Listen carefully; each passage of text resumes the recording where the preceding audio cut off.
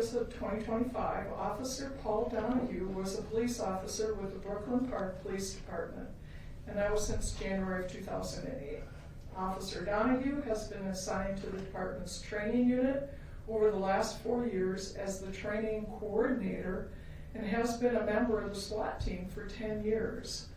Officer Donahue was also employed as a part-time police officer with the University of Minnesota Police Department from July of 2014 to December of 2019 by providing security at football games and special events. In 2013, he worked seasonally with the Minnesota-St Fair Police Department.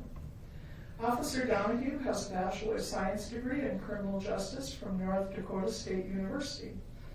In his free time, Officer Donahue enjoys spending time with his family and attending his kids' activities. In attendance today, I'm told, is Officer Donahue's wife, Cody, and their 2 sons, Bennett and Reese. He's also joined by his parents, Jerry and Jerry. Or maybe it's Jerry and Gary? Jerry and Jerry. Welcome.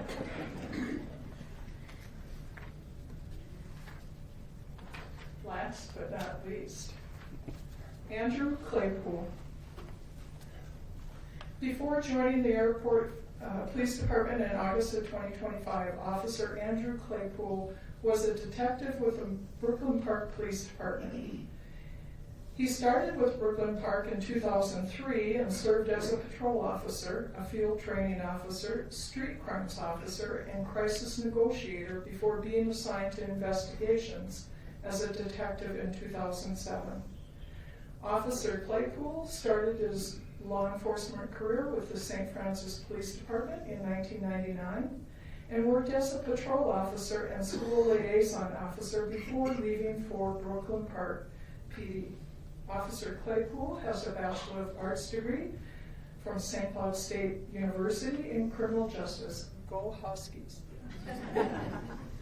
In his free time, Officer Claypool enjoys coaching his son Beckett's sport team, playing golf, and spending time on the lake with the family. In attendance today is Officer Claypool's wife, Michelle, and son, Beckett. Welcome. Let's give these new officers a round of applause.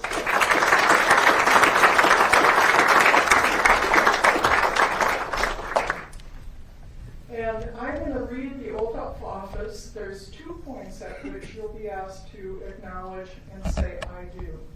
It'll be obvious. Do you solemnly swear that you will support the Constitution of the United States, the laws of the state of Minnesota, and the ordinances of the Metropolitan Airports Commission? Do you further affirm that you will faithfully, justly, and impartially discharge your duties as a law enforcement officer in providing assistance and service to all that look to you for help to the best of your ability, so help you God? I do. Congratulations.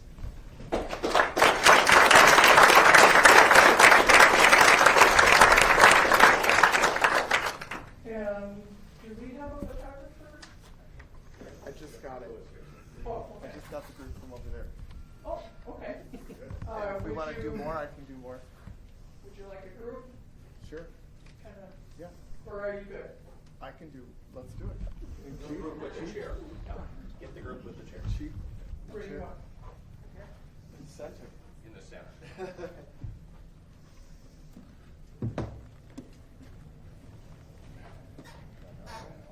One, two, three.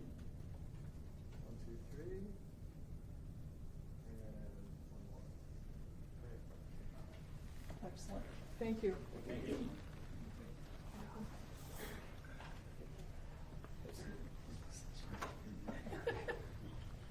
Thank you.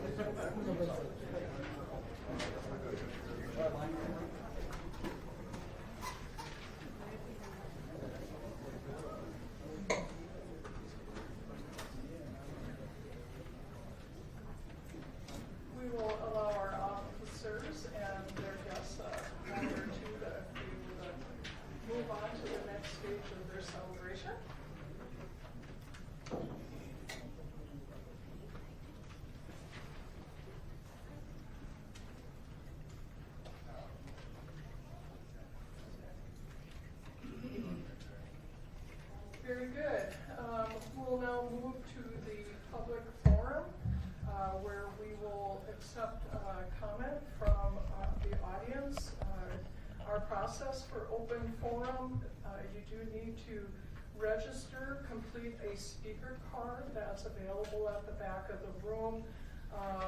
We allow you up to 3 minutes to offer your comment, and it's an opportunity for us to hear from the community and our constituents on matters of interest, mutual interest.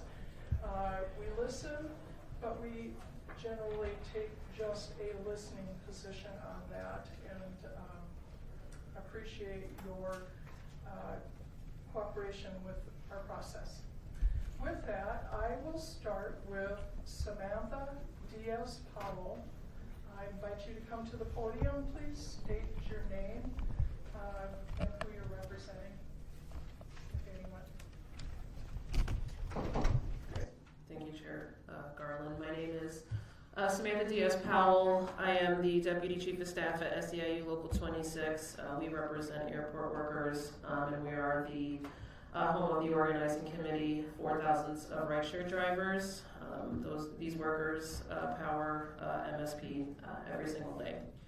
So first, I do want to acknowledge your continued engagement at the MEC with workers or with rideshare drivers, and for moving to secure temporary bathroom facilities. Rideshare drivers in particular have expressed real appreciation for this, and we understand it took a lot of conversations to get there, and so that effort is certainly recognized.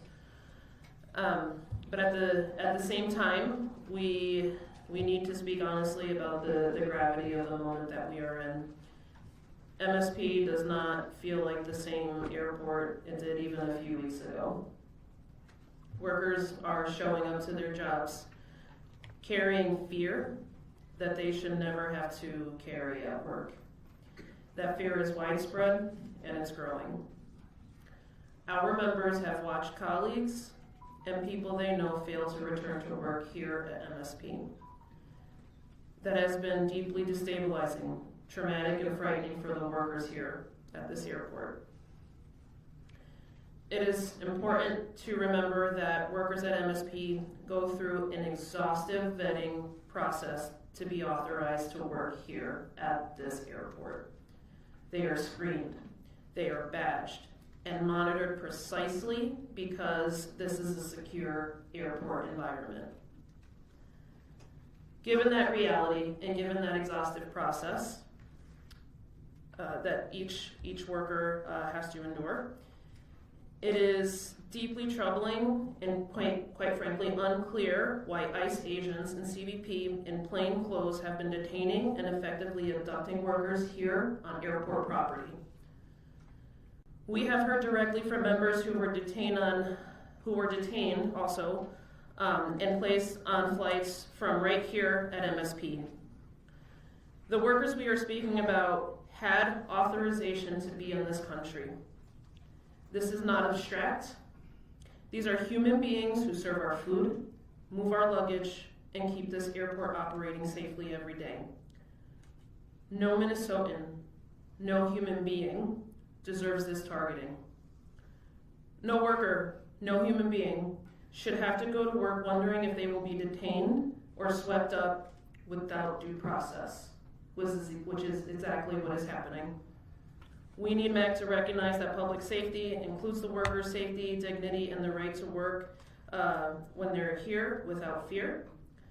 Our ask is one that is moral and simple. Help ensure that MSP is a safe workplace for everyone, regardless of their immigration status, language, or background. Thank you.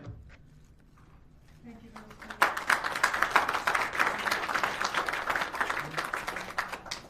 I'd like to invite Herbert Gilligaver to the podium. My apologies if I mispronounced your name. Thank you. And thank you, Samantha. She was just talking about me and my coworker. I'm here, I'm a citizen, and I'm very scared to be here. It's been so difficult for us to get up in the morning and to come to work. This is a place that I worked for 20 years. I always look forward to come to work, but now it's becoming very, very difficult. It's even very emotional for me to be standing right here. I'm here on behalf of my coworker who are staying home, hiding right now, and also who are abducted by ICE. I'm going to say their name. Salamawit, Johnny, Lawik, Tahina, Berta, Josan, Lazib, Tiha, Victor, Natalie, Ibrahim, and Jorge. Those are few names that I'm calling today. Salamawit and Johnny were released after 4 and 5 days because they have documentation. They're here legally. Salamawit is a mother of 3 children. When she was taken away, her son, who is 9-year-old, was crying, and they didn't even ask for her documentation, and she was taken away. And they left a phone number to call. When I called that phone number, and I told them that she's legally here, and she has 3 children, and I was told, we don't care. If she have a family, call her family to come and pick up her children. If not, the government will take care of her. And she was released after 5 days, and they took everything, all her documents. The only thing she have with her is a phone. Now what? She have no documentation, she have no paperwork. She can't come to work. She can't go anywhere. This is becoming very, very difficult. When I'm at work, I'm continuously looking over my shoulder. Are they going to come to take me or to take one of my coworkers? And we know those coworkers of mine, all of us, most of us, work 2 jobs in the airport. Now, most of them are at home, fathers, husbands, wives, with no income. Thank you.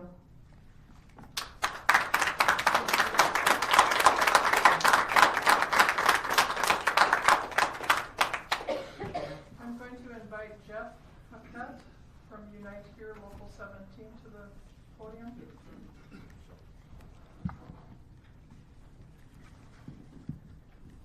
My name is Jeff Paquette. I'm the Internal Organizing Director of Unite Here Local 17. Chair, I want to start with saying that the messaging we get from the federal government that the people they are detaining and taking from our communities are all criminals and rapists and pedophiles, and that it's keeping us safer, they're just simple lies. The people that Fabian just read off, they were workers in this airport. They're working people just trying to come to this country for a better life, and they've done everything the quote-unquote right way if they're working in the airport with their badge behind security. A couple of days before Christmas, I talked to the brother who, he and his brother both worked at the airport. The brother that I talked to watched his brother, after they entered through security, get arrested and detained right in front of that bathroom, right down there. He stood there powerless, scared, and as I talked to him on the phone, he screamed out for his brother. Why did they take him? What is happening? We didn't do anything wrong. That's happening in this airport. We'll remember the violence and the cruelty and the murder and the occupation that ICE is committing. We'll all remember that. We'll also remember the inaction of those that have a voice to do something about it. We'll remember Target as they let ICE stage on their parking lot, march Brovino like a goon through the store, arrest 2 citizen employees at Target and say nothing. That inaction is unforgivable. So far, this commission is also inactive and doing nothing to prevent ICE from wreaking havoc and bringing terror to this airport. There are workers that have formed their own rapid response system to call each other when they notice that ICE is patrolling the area in which they work. They call their friends to not come into work because ICE's heavy presence today in this airport. Chair Garland, I hope that you are able and capable of leading this commission to do something about ICE being in this airport, detaining workers who are doing nothing wrong other than being here from a different country and trying to provide for themselves and their families. That's your charge, and I urge the commission to act, to kick ICE out of the airport, to stop deportation flights, or we will remember you also as being inactive and allowing this to happen.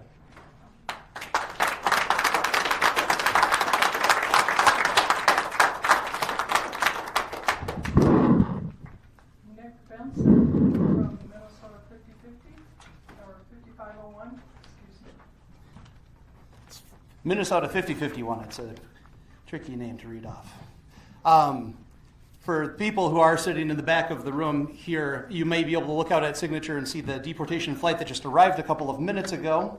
It's the white airplane over there parked in front of Target's hangar. If anyone would like to come up on the parking ramp and observe our shackled neighbors boarding that plane in a few minutes, you can follow me up there, as I seem to be one of the only people who's been having a commitment to document when that's been happening here. As you're keenly aware, ICE deportation flights continue to operate here out of MSP. So far this month, this January, we at Minnesota 5051 have counted 29 flights, including the one that just landed a few minutes ago, and estimate that they've been loaded with 1,863 shackled people right here, right out the window at Signature Aviation. And that's just this month. We've also been hearing about workers who've been taken by ICE right here from the airport.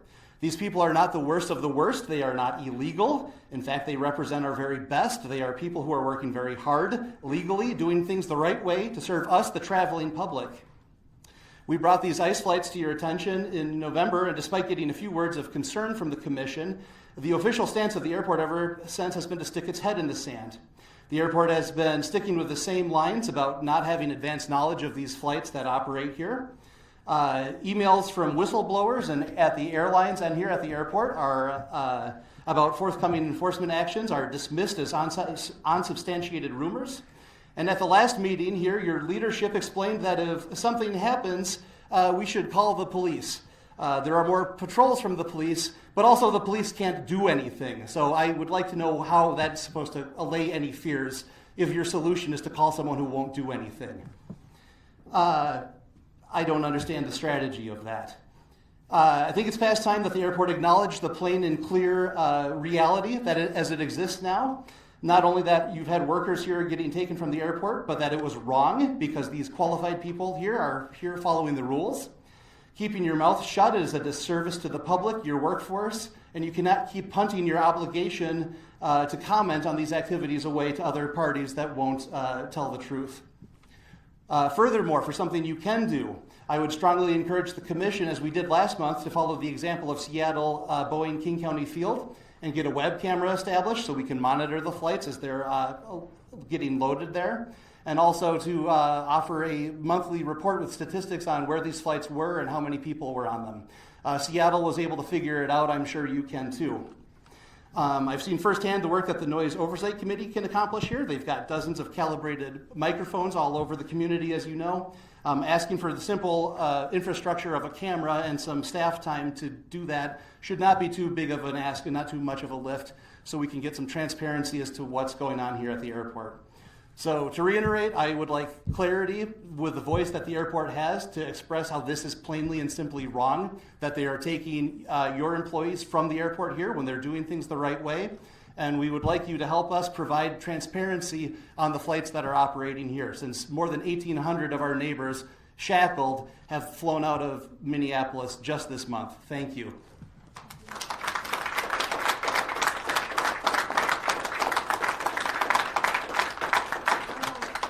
Final speaker card I have is from Brandon Balfans. Hi, my name is Brandon. I'm not here representing anyone but myself. I've been an employee at this airport for 20 years. I've been a pilot here. I rely on the baggage handlers, the cooks, the cleaners, the flight attendants, everyone to do their job so we can transport people safely, efficiently, and I've been proud to work at this airport for 20 years. I would like to continue to be. I love seeing the banner downstairs that says, best mega airport in the country, 2 years running. I want to see that again. I want to see that more. It's a bit of pride for me to work here, to see people. But I want to make sure my aircraft is safe when I leave. I don't want the baggage handler to be terrified they're not going to get home tonight to their family. I want to be able to get food when I come in. That's important for me, that's important for my crew, that's important for my passenger. I can't do that if people are afraid. We don't need ICE agents in the airport. This is a secure location.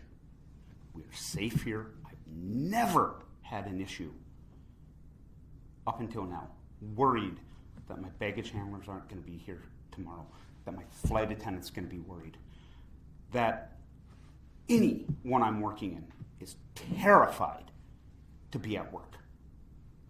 This affects the job, this affects safety,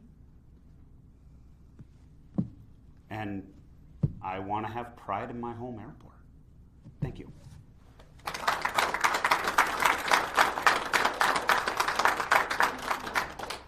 That was the last speaker card I have, unless there is someone else out there wishing to address the commission. With not, would you like to approach? We'll have you complete the speaker card after you make your comments. Okay, thank you.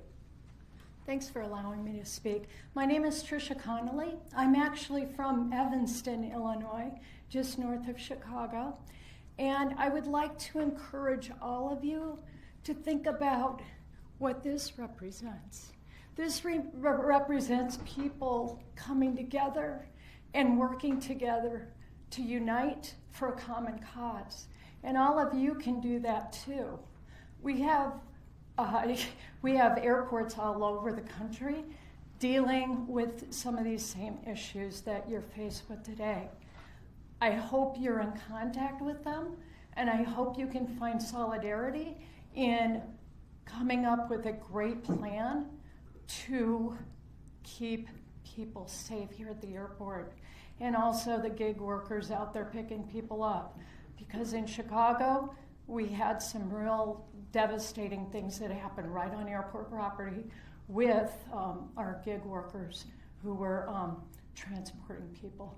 So I'm here, I'm standing in solidarity, of course, with all these folks, and this is a real issue, and you all are going to be looked at to whether you take action or there's inaction in this moment.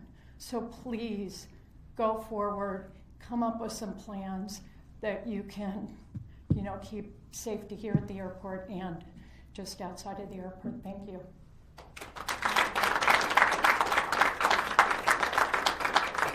With that, I'm going to close the open forum, and let me first say how much we appreciate that you make the effort to come before our commission and share your thoughts, your concerns, your observations, your fears. These are incredibly trying times. We recognize the courage it takes to come forward and share what have been some pretty horrific experiences that you've shared with us. And as many of you mentioned, we've made comment and shared comment before to help hopefully our traveling public understand what we can and can't do. We're first and foremost the safety and security of our airport community and the airport itself. And especially our valued businesses, our workers here, and our passengers. That is our number one priority. It's also a reality, though, MSP is a public use airport and we're subject to federal regulation. The MAC cannot legally restrict access to MSP for public or private aircraft operations, including aircraft that's chartered for federal government purposes. We just cannot by law. We also cannot interfere with law enforcement operations by federal agencies, and that includes FAA, TSA, CBP, ICE, and the FBI. We cannot restrict their access. We cannot deny that. We expect that all federal officers, including CBP and TSA, will continue to do their best to keep MSP running smoothly and will act with professionalism and respect that MSP is known for. With that, I'm going to ask if our CEO has any comment you'd like to add. Thank you, Chair Cartland. I did not have any other comment other than to reiterate those words that you indicated. We will continue to monitor the situation here. As I said before, if an employee does not feel safe in a certain situation, they should call 911 and our officers will respond accordingly, and we will continue to do that. So I'll leave it at that. Thank you. Thank you. Commissioner Ginsburg. I apologize. I'm kind of debated. This is the second time things have been said, and I, as Chair Gartman said, we all embrace passion and certainly the problems. And people can say that we don't care. People can say we are not reading what's happening out there. And I'm just going to speak for myself. I do get the calls from the union representatives when things happen. Happened at the TNC lot. And as soon as we got those calls, we were put into action. We worked with unions, we worked with the governor's office to try to alleviate some of those concerns, the same concerns you have now, looking over your shoulder, making sure that ICE doesn't come through the TNC lot unimpeded. And you know what, we've worked together, and I think you're starting to see, at least in a lot, some strategy. I think that's working with geofence and also people carrying the right documents should they have to know what they are, and they're not leading to more arrests in that lot. What's happening in the terminal is happening not based on anything we can do or stop, but we certainly have been notified again by the unions. And what concerns me about what's happening, not only on the humane level, but what it's going to do to our economy in the airport. If people aren't showing up for work, concessionaires aren't going to be able to do what they need to do, baggage handlers aren't going to need to do. So that is a real concern from my standpoint, and I believe probably my colleagues. There's an economic impact also. We certainly are concerned about it. And the last thing I'm going to say, and I'm going to be honest here, we can't do, there are certain things we can do and certain things we can't. Taking the moral ground and trying to, and telling ICE they can't be here, ICE is going to be here. And I would not advocate for anything, like the governor said, for anybody to take the bait to invite something worse. And those are federal troops. And you know what? Something like that, to me, is an invitation to allow something happening that's worse here. So, you know, I'm hearing what you're saying. We're trying to do the best we can. We're being honest with you. We're acting in ways that I think are responsible. We may be at a time when we're not going to be able to agree on everything, but I think our track record, and there's a short game and a long game. So at the end of the day, appreciate you being here, but I also don't like being told that we don't care or we're not doing anything. So I'll just leave it at that. Thank you, Chair. Thank you. With that, we'll move forward on the agenda, and we're delighted to have a public presentation that is going to be offered to us by Jude Bricker, CEO of Sun Country Airlines. We're all aware of some pretty significant news that broke about a week ago